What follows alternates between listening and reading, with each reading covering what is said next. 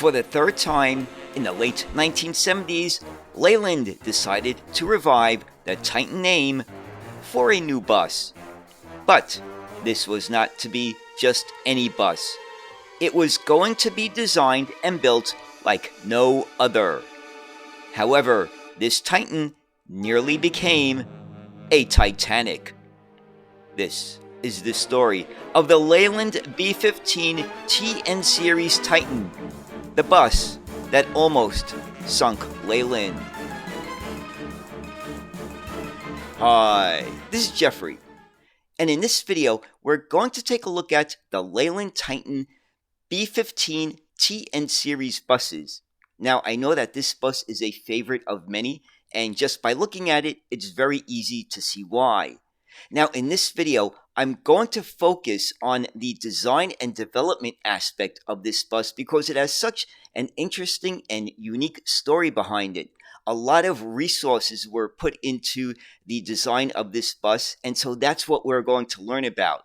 You'll see how this bus was developed, how it evolved, and how eventually it had only a very limited customer base, and further industrial actions really almost sunk the company that built it.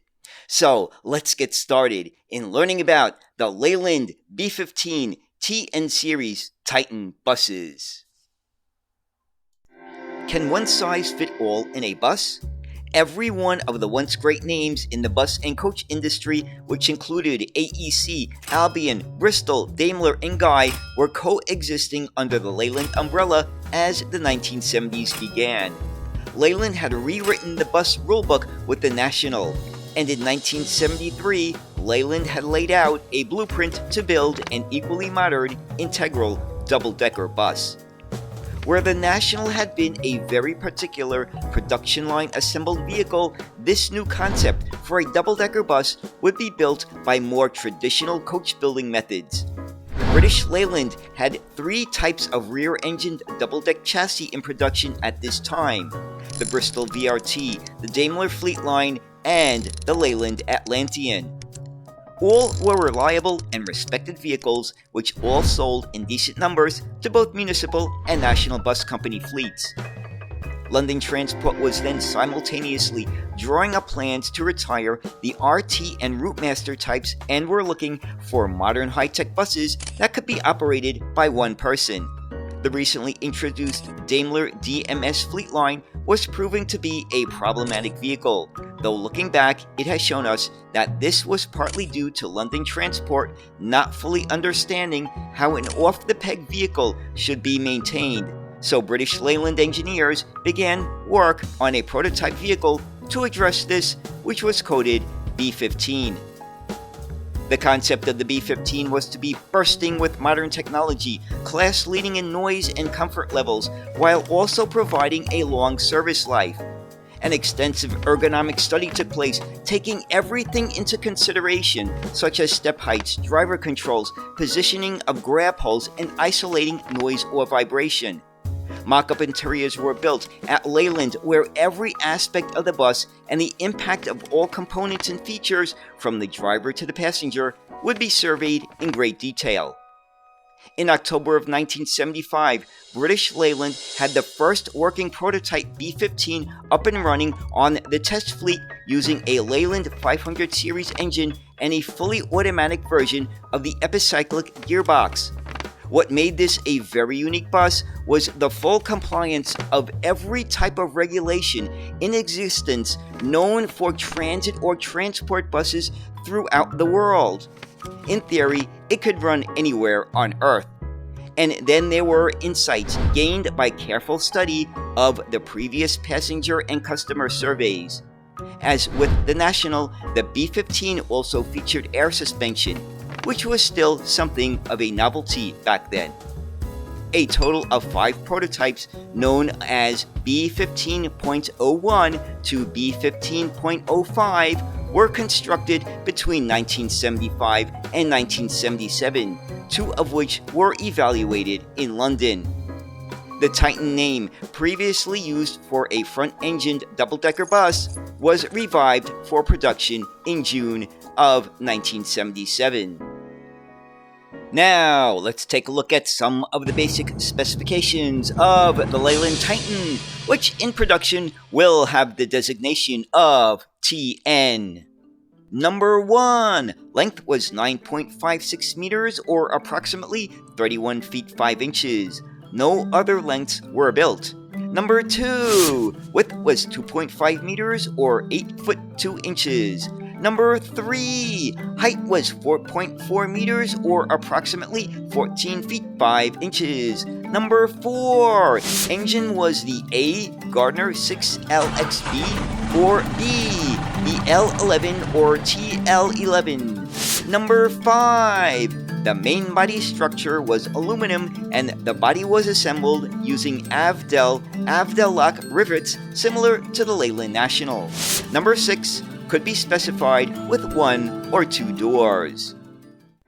Leyland claimed the Titan to have the lowest noise levels both inside and out of any bus, and a clever independent double wishbone front suspension gave a superb, smooth, and steady ride in all conditions.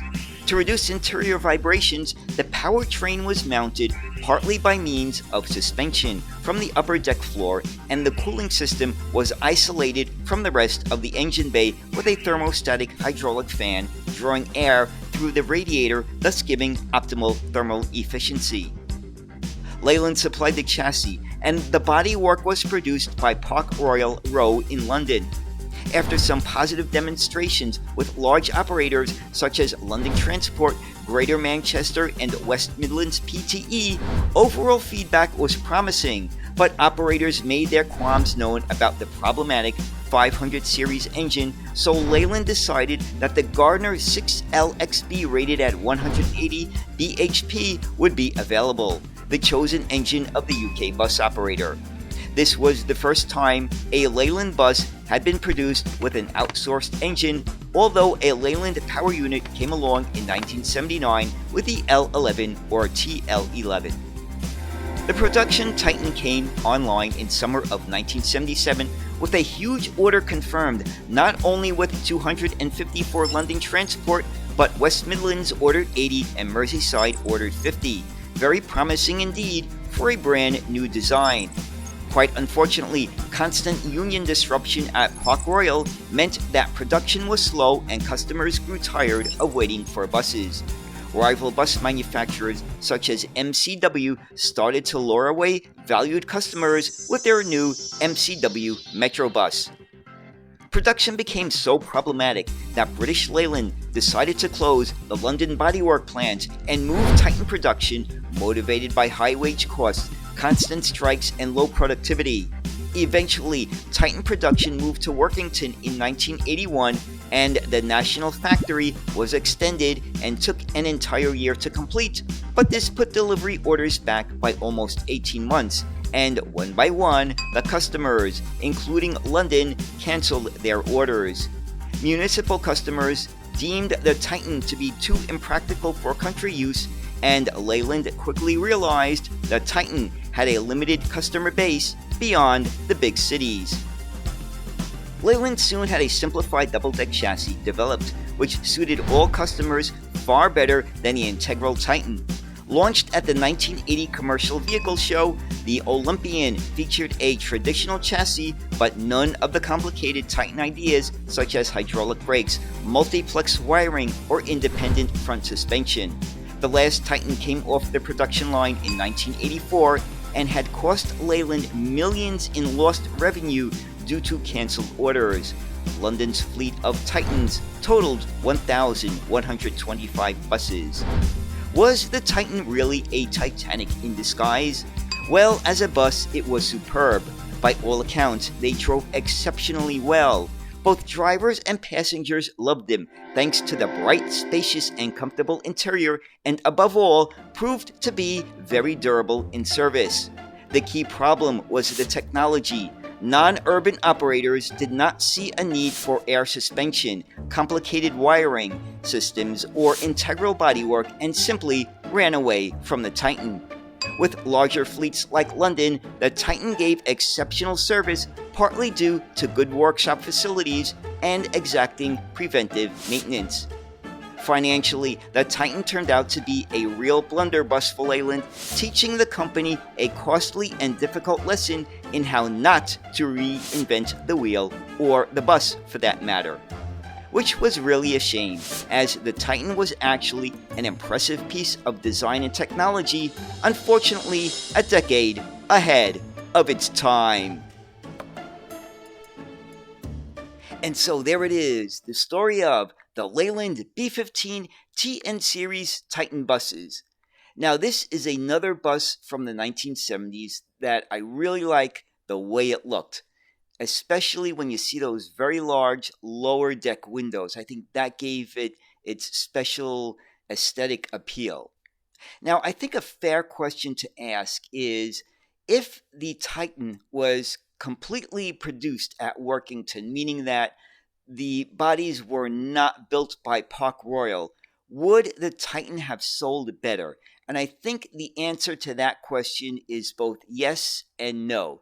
Yes, in the way that the orders that were canceled probably would not have been canceled, and maybe they would have gotten a few more orders. But no, in the way that this bus was not appealing to operators outside of the large cities.